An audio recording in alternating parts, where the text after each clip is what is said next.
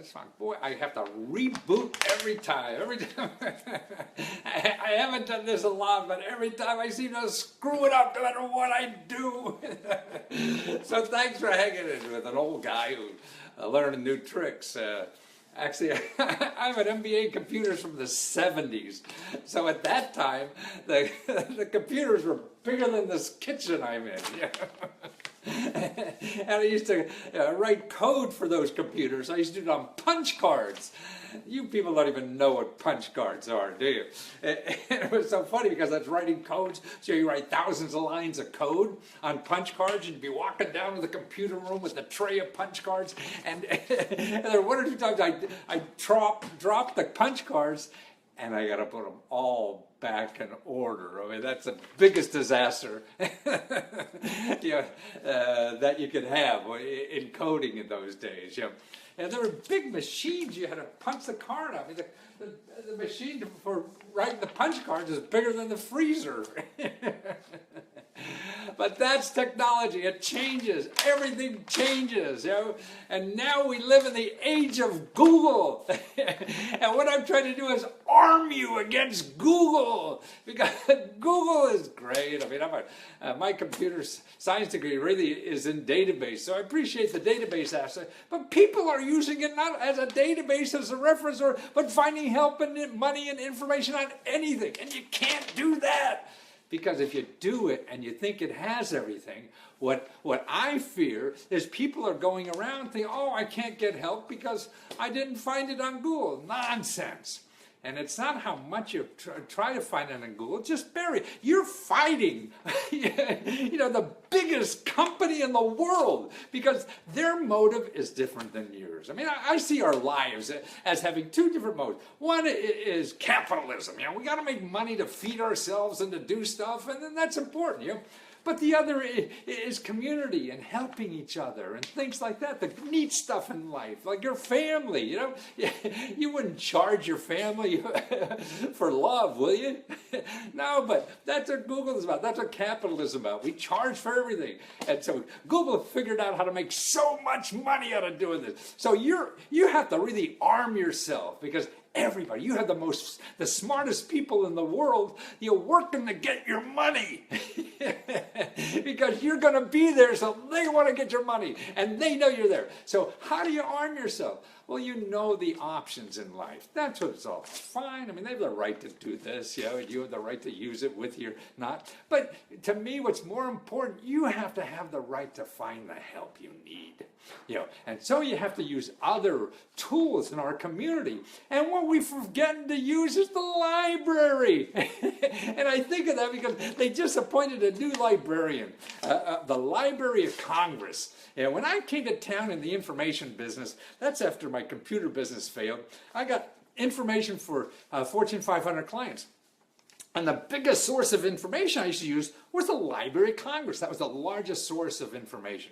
Well, see, now I still believe your local library is now the most important source of information, because people are becoming more important in information. You go to Google and you got billions of websites. I mean, to get 100 million websites is nothing. So you don't know a good website from a bad website or anything like that. Your local librarian could cut through all that stuff, particularly stuff you want locally. And see, that's what happened. Money that helps you to do things in life comes through government and nonprofit organizations. Everybody else is charging you, okay? So the people who don't charge you are going to be like the government nonprofit organizations that don't charge you to help you do things in life. The people that charge you money, they're in Google. That's fine. And they'll find you. But you'll never find them in there because they don't have money to fight that, to get through all that stuff, because it's the other people got too big of guns, so you'll never find them in there. But your library, that's the place. And see, they know what's happening locally. Even just finding these people on Google, even if they were advertised, you don't know. You don't know what they're called. You don't know what to ask for. I mean, like grants. You look for grants. Well, only 20% of the free money that's given out, to help you with problems in life is called grants, only 20%. So you got to find all the other stuff, and you don't even know what the hell to call it. That's the problem. We don't know the questions to ask. That's why the librarian is so wonderful. See, you go to Google, you don't know how they're indexing stuff. You don't know it. And you can't call Google. You can't do anything. So you don't even know how. But see, your library, you could go out and they have something called Ask a Librarian. That's right. And you could text, you could phone, you could show up belly to belly if you want, and get help like that. And not only that, see, they're trained. They know know exactly. See, most of us go in and ask for information, sort of like when we use Google, we're using tools or information or asking questions we think that the answer is for. But that doesn't work all the time. We're asking the wrong questions, but we don't even realize it. That's right. Librarians are trained to take your question and dig into you to find out, is that really what you want? And get around so they find exactly what you're looking for. Oh, it wasn't that. You don't want a grant for education. You need a service. Because the government will pick up the bill for that. It's not called a grant, but it'll get the job done. See, they know those things like that. And see, all the things that are happening, that you want to train for a better job. Well, they know the local programs here, the nonprofits that do that. You'll never find that on Google. You'll find people that are going to charge you $100,000 or something like that to train you for something. Yeah, and that's what it is. But the local, that's what's so neat about libraries, And we have this vision, at least when I grew up, the librarian, and stuff like that. But they're cool places, and I think they're becoming more needed because people are more important now as we get more and more information. It takes experts to know to cut through all that 100 million websites. So they know the 3 places to guide you in your community to solve that problem. They know. They know where to get it, because they've had it before. You and I, get a question for the first time and probably the last time. And most of us give up getting the answer because we can't find it. Can't find what we need or it costs too much. That's the pity in life. That's the pity to me about Google. What it's doing is teaching people that you have to spend a lot of money to solve your problems. And you don't. We all know better than that, but it's hard if we don't know our options, what to do. And that's why I think the library now in our communities are so important. As we get everybody thought, libraries are going away. No, they become more valuable, not less valuable. Because somebody has to help us with that. Computers can't read your mind. They try to if you're fumbling around, but they don't. And that's the important thing. And it changes all the time. Sure, there are a lot of good things about it, but like anything, in these tools in society, you have to know when to use it. Lawyers, like the same thing. But you can't. If you talk to a lawyer, you see a legal problem for everything. But no, you just have to know when to use them. And Google's the same way. No, you just have to know when to use it. And particularly if it's for solving problems. And we're really fighting, I think, the 2 things in life about, capitalism and community. Well, see, that's it. Google is there. Their mission, if you ask any of their stockholders, right, is to make as much goddamn money as possible, right? And everybody knows that, but we forget it when we're trying to solve a problem. Okay, you go to the library. What's their mission? Their mission is to help you get the information you need. That's it. They're not trying to make a buck. They're already getting paid. They're going to get the same paycheck whether they help you or not. But Google counts by how much more money they can get from you. The library doesn't, right? So it's 2 different ways, and they're both important in our society, and we have to learn how to use both, and I think that's the important thing, and nobody teaches us about the information in the library or what's bad about Google. So that's important. So the missions are different, and don't forget, to me, 90% of what you get in Google is somebody selling you something, right? So everything you're getting there is somebody selling you something. So wow, I mean, if you need help, like if you need financial help or anything like that, or trying to do something and don't have a lot of money, well, you're going to stop. And that's worse. I think that's the worst we could do with people, is tell them it's impossible because they don't have enough money. That's nonsense. There's always a way. There's always an alternative. There's always something else. Yeah. But you don't know it, and it's not common. That's the other thing with Google. They show you the most common things. Well, on Google, of course, the most common things is what people spend money on. Because nobody can find the other stuff that they don't. So you say, what's the best thing, or whatever, and the results will be somebody write a blog, this is the best thing people do. Well, yeah, they're all stupid because they don't know about the free stuff. So they're all spending money on that. Now that's crazy, isn't it? But it's easy to get sucked into all that because we don't know any different. So that's what I'm trying to do, is educate people about your librarians. Okay, let me go over to some. Oh, by the way, the library. Let me know. Anybody out there using, write me a note here and let me know how you use the library. So we could share those stories with people. Because I know, I use all the time. I mean, every time, but it's important for people to know it's out there, and your stories will help. And by the way, what I do in the library, with libraries, is let them use my suits for fundraisers. So if you have a local library, see, I got about 20 of these things now. And so my old ones that I put out the pasture, I donate to your library as a fundraiser or something like that, if you think it's worth anything. I mean, you never know. So if anybody out there is like that, so send me the question, how you use the library, or the answer, give me some stories so I could share with other people, and other people can see how they did it, how to do it. Okay, now here's some of the sources that you could use on the library. One is Ask a Librarian. So you go to the library page, just put your city, like I live in Rockville, Maryland. Let's say, well, I live outside Rockville, Maryland, but and you just put Rockville, Maryland Library. Then you get the main library and look for contact. Somewhere, either services or contact in the library, and all their website. And they'll be there and Ask a Librarian. And it'll be an online, it'll be a phone number, a text, an email, something like that. So you ask them, hey, where can I get help in my area to build my house, fix my house, go to school, get trained for a new job, or anything like that. They all start a business. They'll know because they've helped other people to do that. Okay, so they have reference services like that. Also, what they know a lot about is local government and nonprofits. See, the way the federal government gives money, they give it to the state, which in turn gives it to the county, and then they hand it out to nonprofits to solve problems, help you start a business or fix up your house or things like that. So the librarians know this, and they know where to do it. Also, now this is a very important thing. The library has databases that you'll never find on Google. That's right, because what they do is buy the expensive databases that you have to pay for. Google is free, right? Okay, because they're selling you ads. Well, now there's a lot of good databases out there, like the one for foundation centers.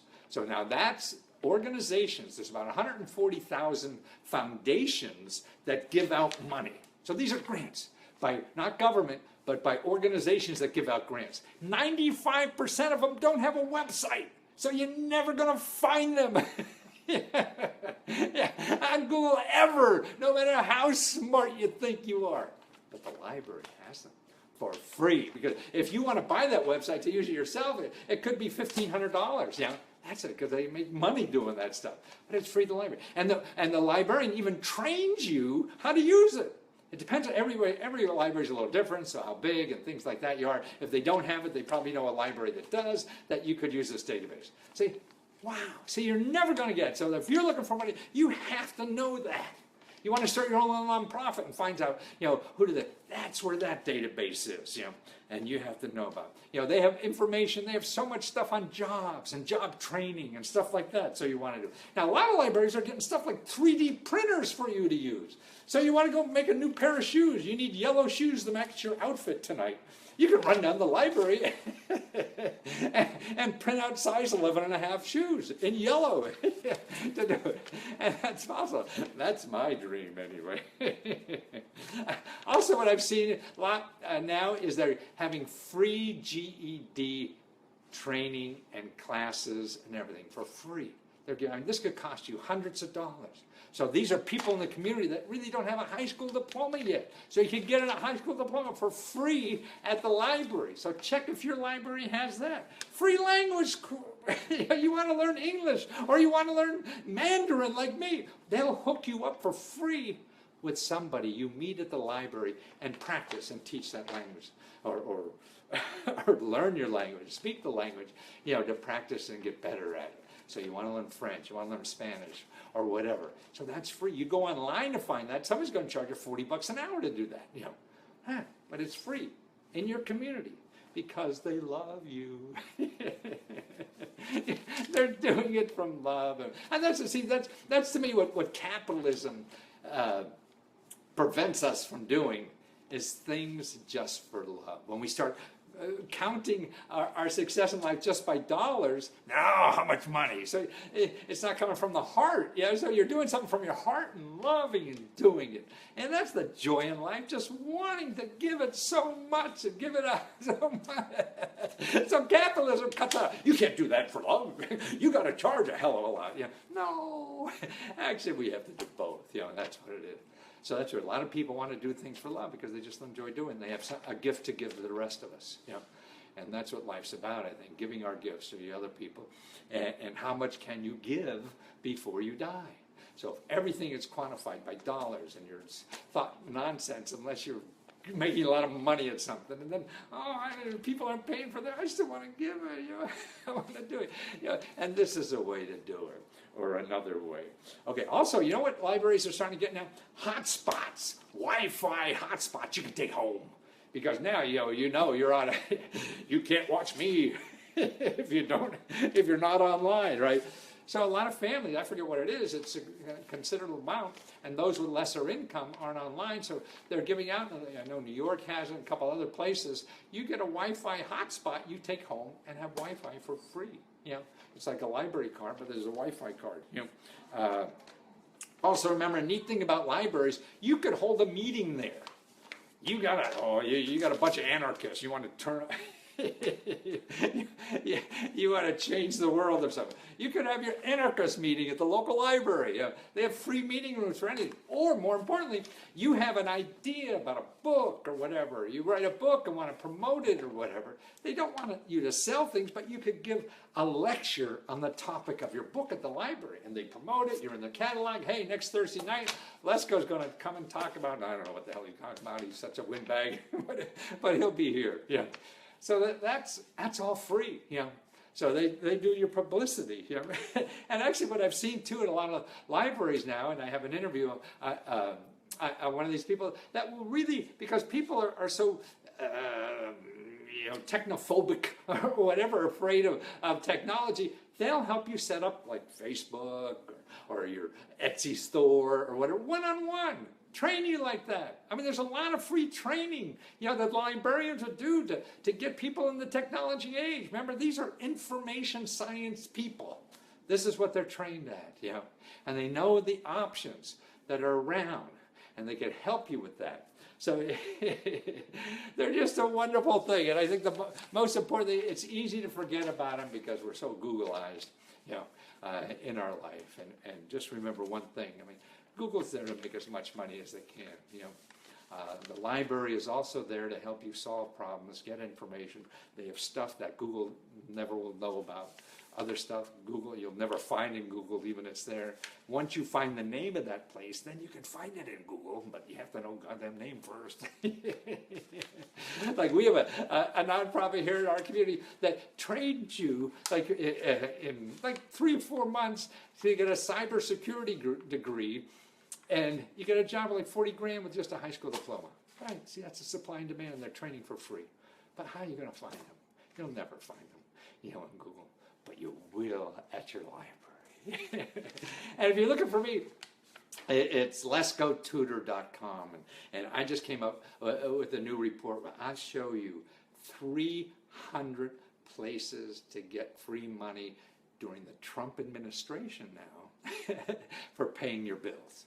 I mean, I can't believe it. I just did a couple of these reports. They're custom reports for where you live, showing you 300 sources and also about 100 videos that show you what's available in your area, in your city, in your town, in your state, you know, because all the federal money, that's where it comes. So what I do is prepare a list of 300 places for anything, whether it's fixing up your house or getting your garage cleaned or whatever. And it's also on the internet. What's available on the internet that gets you extra money to live on. This is to keep extra money coming in. And there's ways to do that on the internet now that don't cost anything. It's part of the shared economy and crowdfunding and all these things that are exciting things. I mean, now in crowdfunding, they're giving out more money than the government in some areas. Like if you're an artist, man, actually there's if you have any kind of art you put on this website, and you get people to give you money every month. You don't even have to send anything out. They just say, hey, that's a cool thing. We want to keep this going. So that's what I'm doing, showing you all those possibilities now. Because again, you have to know almost the name of this thing to find it in Google. So I collect them and show them to people. So I'll have another one of these, whatever we call them, I guess a webinar or something like that. But thanks for putting up with me. Hope I didn't scream too much. I don't think I even cursed this time. Well, maybe next time.